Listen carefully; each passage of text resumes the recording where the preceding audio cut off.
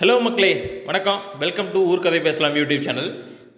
Hi guys, இந்த வீடியோவில் எதை பற்றி பார்க்க போகிறோம்னா கங்குவா படத்தை பற்றி தான் பார்க்க போகிறோம்.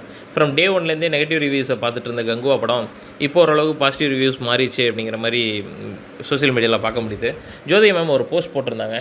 இந்த படத்தோட ஃபஸ்ட்டு 30 மினிட்ஸ் தான் கொஞ்சம் பேடாக இருக்குது. மற்றபடி இந்த படத்தில் எல்லாமே நிறைய சீன்ஸ்லாம் நிறையா பாசிட்டிவ் விஷயம்லாம் இருக்குது. அதையே அந்த ரிவ்யூவை சொல்லவே இல்லை, வெறும் நெகட்டிவ்ஸை மட்டும் சொல்கிறாங்க அப்படிங்கிற மாதிரி அவங்களோட ஆதங்கத்தை சொல்லியிருந்தாங்க. அதை பார்க்க முடிஞ்சுது.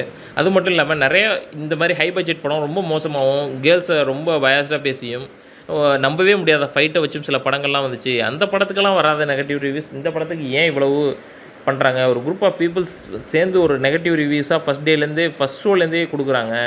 இது சினிமாவுக்கு நல்லதில்லை. இதுக்கப்புறம் நாங்கள் இந்த மாதிரி ரிவ்யூவர்ஸ்லாம் ஏன் நான் பார்க்கணும் அப்படிங்கிற மாதிரி இடத்துக்கு தள்ளப்பட்டுட்டேன் அப்படிங்கிற மாதிரி சொல்லியிருந்தாங்க. இந்த படத்துக்கோட சினிமாட்டோகிராஃபி வெற்றி பழனிசாமியை ரொம்ப பாராட்டியிருந்தாங்க. அது மட்டும் இல்லாமல் 3D இந்த அளவுக்கு தமிழ் சினிமாவில் இதுவரையும் பார்க்கவே முடியாத அளவுக்கு கொடுத்துருந்தாங்க. அதெல்லாம் ஏன் பற்றி யாருமே பேசலை அப்படிங்கிற மாதிரி அவங்களோட ஆதங்கத்தை சொல்லியிருந்தாங்க. அதை பார்க்க முடிஞ்சுது.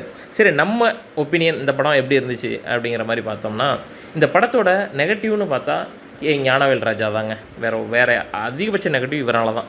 ரொம்ப ஹைப் ஏற்றுற மாதிரி ரொம்ப பில்டப் பண்ணி பேசி அதை ஒரு மாதிரி இரிட்டேட் பண்ணுற மாதிரி மக்களுக்கு இதாகிடுச்சுங்க. ரெண்டாவது விஷயம், இந்த படத்தில் அந்த ஃபஸ்ட்டு 30 மினிட்ஸ் கரண்ட் ஜென்ரேஷன் வருது இல்லைங்க, அது கொஞ்சம் சரியில்லை தான். அதில் கொஞ்சம் வர சவுண்ட்ஸும் அந்த திசா அவங்களோட காம்போவும் அது ரொம்பவே மோசமாக தான் இருந்தது.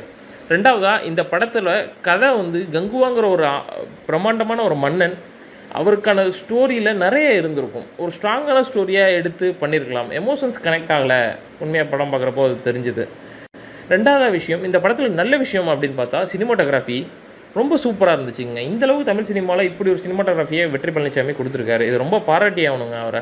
அது மட்டும் இல்லாமல் டிசைன்ஸ், அந்த காஸ்டியூம் டிசைன்ஸ்லாம் இருக்குல்ல, அதெல்லாம் ரொம்பவே எக்ஸலண்ட்டாக பண்ணியிருந்தாங்க. சூர்யா சாரும் ரொம்ப அதுக்கு ஆப்டாக இருந்தார். அந்த ஃபைட்ஸ்லாம் இருக்கும், மரம் வர்ற ஃபைட்ஸ்லாம் தூக்கி முதுகில் வச்சுட்டு ஃபைட் பண்ணுவாங்க, அதெல்லாம் சூப்பராக இருந்தது. அந்த கேர்ள்ஸை வச்சு ஃபைட் பண்ணுறது இதெல்லாமே ரொம்ப எக்ஸலண்ட்டாக இருந்துச்சுங்க. அதெல்லாம் இதுக்கு முன்னாடி தமிழ் சினிமாவில் இப்படி ஒரு ஃபைட்ஸை இதெல்லாம் பார்க்கல. அவங்க சொன்னதில் இதெல்லாம் ஓகே தான். பட் அவங்க சொன்ன மாதிரி பாகுபலிக்கு 3 பாகுபலிக்கு ஈக்குவல் பார்ட் 2க்கு யாருமே போட்டிக்கு வர மாட்டாங்க. இதெல்லாம் ஒரு அன்வான்ட் திங்ஸாக மக்களுக்கு இரிட்டேட் ஆனதுனால தான் இந்த படத்தை ரொம்ப மோசமாக இது பண்ணாங்க ஃபஸ்ட்டு ரிவ்யூவர்ஸ்லாம் அப்படின்னு எனக்கு தோணுச்சுங்க. மற்றபடி இந்த படத்தை ஒன் டைம் வாட்சபிள் தான். இந்த படம் சூப்பராக தான் இருக்குது ஃபஸ்ட்டு 30 மினிட்ஸை தவிர. அதை பொறுத்துக்கிட்டு நீங்கள் இந்த படத்தை பார்த்தீங்கன்னா கங்குவா அப்படிங்கிற படம் ஃபென்டாஸ்டிக்கான படம்.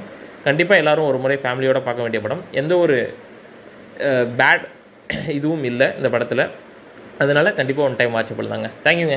இன்றைக்கி பார்த்த வீடியோ உங்களுக்கு ரொம்ப பிடிச்சிருந்துச்சுன்னா மறக்காமல் ஷேர் பண்ணுங்கள், சப்ஸ்கிரைப் பண்ணுங்கள். நெக்ஸ்ட் வீடியோவில் இன்ட்ரெஸ்டிங் டாப்பிக்கோடு வரேன். பாய்.